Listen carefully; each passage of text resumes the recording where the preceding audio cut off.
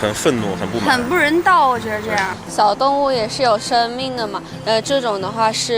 也是对生命的一种不尊重吧。杭州的做法可能有点极端吧，我觉得这应该是找一个更合理的方式来解决他们的住所问题，而不是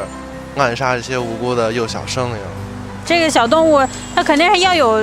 一定的保护协会啊或者什么的来出面来解决这个事情，我觉得会更好一些吧。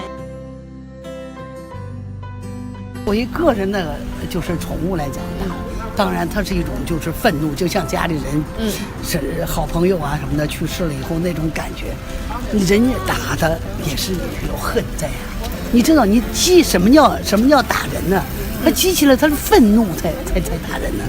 你说是不是违背了？跟你讲就是，人们生活的正常这种怎么说呢？就是心理的这种承受。就是有的人，你说你养狗不看好自己家的狗，让它四处乱窜，